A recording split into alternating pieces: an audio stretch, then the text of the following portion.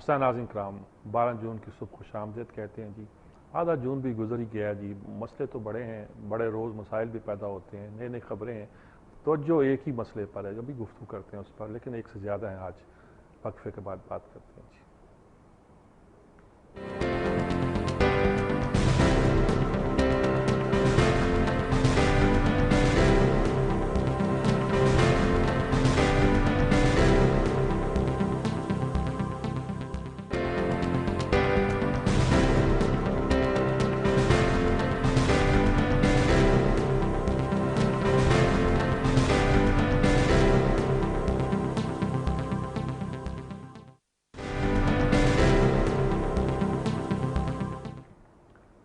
जी नाज़रीन कराम, 3 तो बड़ी खबरें हैं, साथ भी एक ज़ेली खबरें 2-3 भी हैं जो वो भी बड़ी इंपॉर्टेंट है।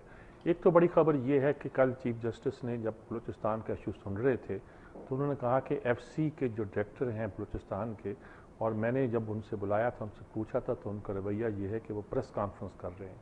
एक यूनिफॉर्म के आदमी का क्या काम है कि वो प्रेस कॉन्फ्रेंस करता फिरे और लोगों तक अपनी बात पहुँचाता रहे।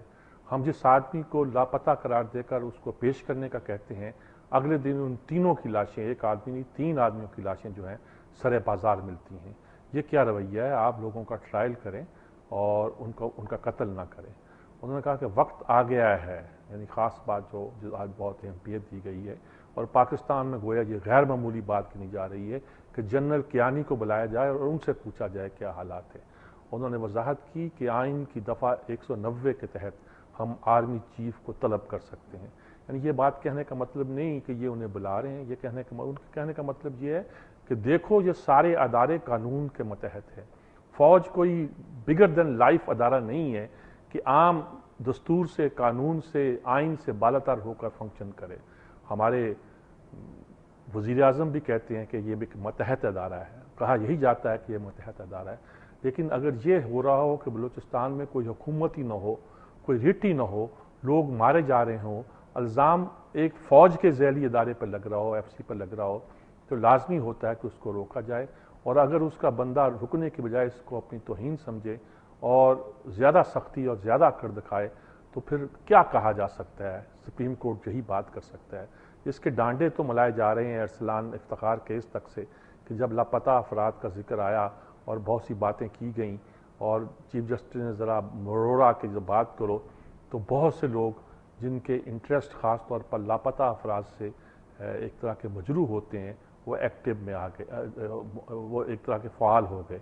ये सारी बातें अपनी जगह दुरुस्त हैं, गलत हैं, रिपरकशन हैं, ये क्या है, लोगों के जहन की पैदावार हैं या क्या, लेकिन बातें अब जहाँ तक हो रही हैं और उनका कहना और साफ तौर पर आइन की शिक 190 का हवाला देना, 190 का हवाला देना, जिसमें यह कहा जाता है कि सुप्रीम कोर्ट या अदालत जो है किसी भी सिविल या जुडिशल अहलकार को तलब कर सकती है, या वो पाबंद हैं सभी लोग अदालत के हुक्म को मानने के और उस पर अमल दरामद कराने के, जिसके हवाले से कहा जा सकता है कि वो फ़ौज को भी तलब कर सकते हैं और फ़ौज को भी कह सकते हैं। तो ये, लेकिन इस तरह इस अंदाज से बात का आना पाकिस्तान में पहली बार हो रहा है जी। और जस्टिस चौधरी कई चीज़ों की रवायत पहली बार पाकिस्तान में रख रहे हैं। हो सकता है कुछ लोग नाराज़ भी हों इससे, हो सकता है कि बहुत से लोगों को वो ऑफेंड भी कर रहे हों, बहुत से लोगों के इंटरेस्ट पर ज़रब भी पड़ रही हो और उसकी कीमत भी उन्हें अदा करनी पड़ रही है, लेकिन वो उस पर डटे हुए हैं। रहा तक कीमत अदा करने का मतलब है जी, कल रियाज मलिक साहब वापस आ गए हैं। कहाँ से आए हैं कोई पता नहीं, दुबई से आए हैं। त्यारे में उन्होंने पेट्रोल भरवाया, कराची पहुँच कर, और कराची से फिर इस्लामाबाद आए हैं, ज़ाती त्यारे में आए हैं, और इसकी खबर पल पल की टीवी चैनल्स पर चल रही थी। ये नोट करने की बात है। उन्होंने आके कहा कि मैं बयान दूंगा कल कोर्ट में और कोर्ट के सामने बात करूंगा, उनके हुक्म पर आया हूं, उनके एहतराम पे आया हूं। उनके वकील कहते हैं वो तो बहुत बीमार थे, अदालत के हुक्म पर, अदालत की एहतराम में वो आए हैं और आपके अपना बयान रिकॉर्ड कराना चाहते हैं। और उन्होंने कहा कि वो बम जैसी शहादतें लेकर आ रहे हैं, पलंदा लेकर आ रहे हैं जो वो पेश करेंगे। मेरे ख्याल में इस केस का रुख सिर्फ उन शहादतों के पेश होने से नहीं होगा, बल्कि उस पर जरा होने के बाद और उसको सही पस मंज़र और तनाज़ुर में रखने के बाद ही हो सकेगा। इससे सिर्फ ये अंदाज़ा होगा कि वो क्या चाहते हैं, उनका मकसद क्या है, उनका टारगेट क्या है और इस मसले को कैसे देख रहे हैं। ये बात तो साबित होगी, लेकिन उस पर सच कितनी है, हकीकत कितनी है, ये मुखालिफ वकील जब बात भी करेगा और तो उसी से बात। अब लगता ये है जी कुछ बातों में اتنی بھی ایسی بات نہیں ہے کہ کوئی تعلق نہ ثابت کیا جا سکے، کچھ ہوگا، لیکن وہی جو ایس ایم ظفر کہتے ہیں کہ بادی نظر میں لگتا ہے کہ شاید اس سے کچھ غلطی ہوئی ہے، لیکن ایسا ثبوت کوئی نہیں ہے کہ ان پر سزا ہو سکے یا کیس بن سکے۔ کچھ بھی کہا جائے، یہ ایک بہت نازک مسئلہ ہے، اور چیف جسٹس نے اس کو ایک تاریخ تو لکھ دی ہے کہ اپنے ہی بیٹے کو کٹہرے میں بلا لیا ہے، اور یہ بھی اچھا کیا کہ خود کو اپنے اس سے الگ کر دیا ہے، لیکن اس کے کیا ریپرکشن اثرات پڑتے ہیں۔ اب ہمارے وزیر اعظم صاحب ہیں، حکم تو ان کو صدر کا، پارٹی چیف کا، باس کا یہ ہے کہ اس پہ تبصرہ نہ کیا جائے، لیکن وہ تو ظاہر ہے کہ کچھ نہ کچھ کر سکتے ہیں۔ کل پرسوں انہوں نے کہا کہ بیٹے کو میرے بلا کے مقدمہ سن لیں، اپنے بیٹے کا نہیں سن سکتے تو ان کا سن لیں۔ آج صحافیوں کو جواب دیتے ہوئے کہا کہ چیف جسٹس کے خلاف ریفرنس بھیجنے کی کوئی ضرورت نہیں، ہو سکتا ہے صحافیوں نے سوال پوچھا ہو یا ان سے سوال پوچھا گیا ہو، کہا گیا ہو کسی نے کہ یہ سوال پوچھو، ریفرنس۔ یہی افواہ تو تھی کہ اس طرح کا ایک کیس بنایا جا رہا ہے، اس کیس کے حوالے سے ایک ریفرنس بھیجنے کی خواہش ہے حکومت کی، اور چیف جسٹس نے لیکن اس کو سمن کر کے ایک طرح کا اس کو پریمپٹ کر دیا ہے، ایک طرح پروپیگنڈا کیمپین کو ڈیفیوز کیا ہے، سمن کر کے پریمپٹ کر دیا ہے۔ تو کل تو ایک صاحب نے، باخبر صاحب نے ٹی وی پر یہ بھی کہا کہ 1 مہینہ پہلے یوسف رضا گیلانی یہ کہتے تھے کہ chief justice will be in a thick soup, جس طرح کوئی مکھی پھنس جائے ایک گہرے کا مطلب گاڑھے شوربے کے اندر، یہ سمجھ لیجئے، تو اس کا پھر نکلنا اڑنا جو ہے مشکل ہو جاتا ہے۔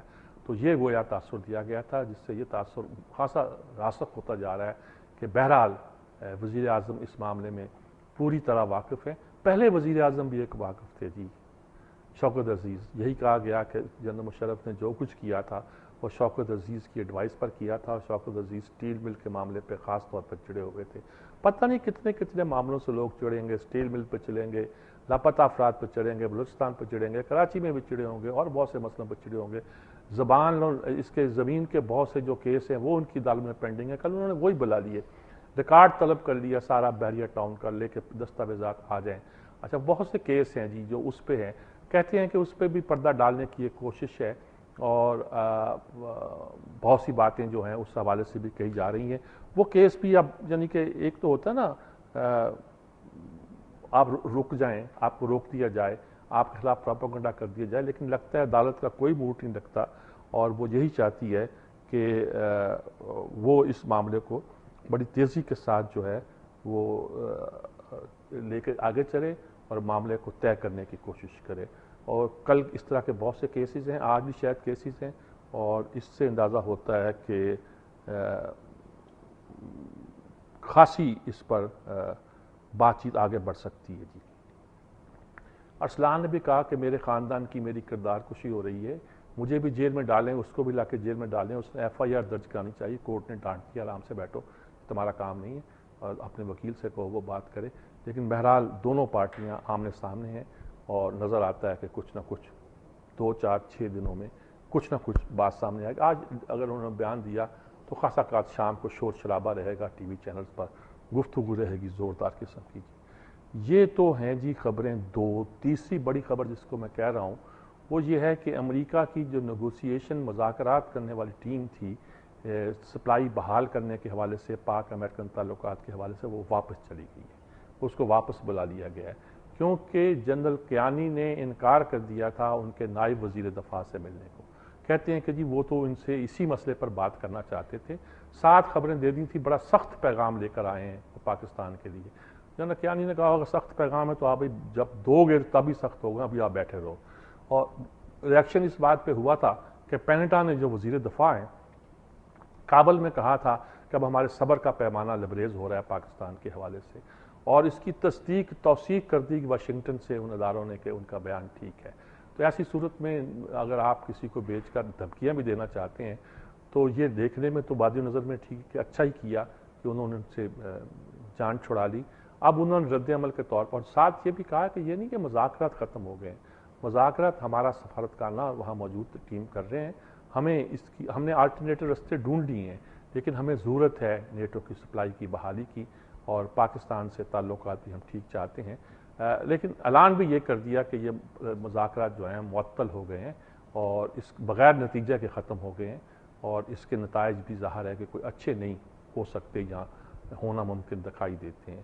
یہ بہت بڑا جی ایک کرائسس ہے، اور ہم خوش تو ہو سکتے ہیں کہ دیکھو ہماری فوج نے، ہماری حکومت نے کتنا سخت سٹینڈ لیا امریکہ کے خلاف، لیکن ہم کس طرف بڑھ رہے ہیں، کیا کرنا چاہتے ہیں، اور ہمارا ٹارگٹ کیا ہے کہ امریکہ کو ناراض کرنا، دور رکھنا، یا ہمارا ٹارگٹ یہ ہے کہ اتنا پریشر بلڈ کرو کہ امریکہ جھکنے پر مجبور ہو جائے. کہ ایسا ہو سکتا ہے؟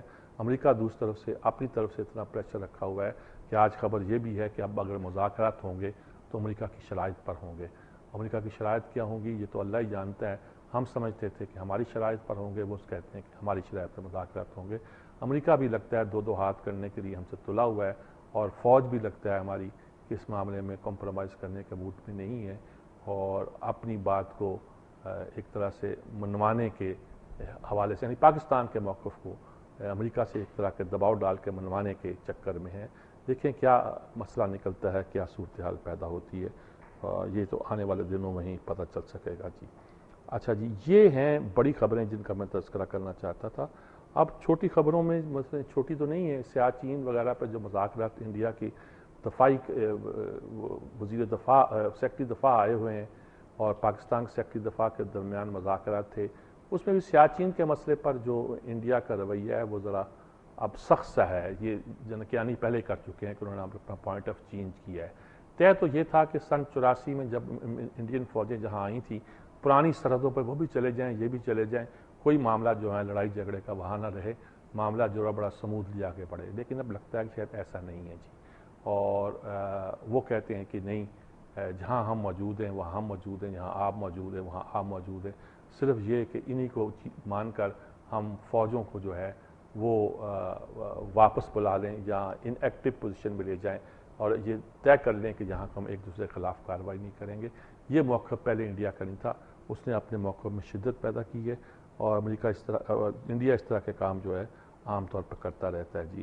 اور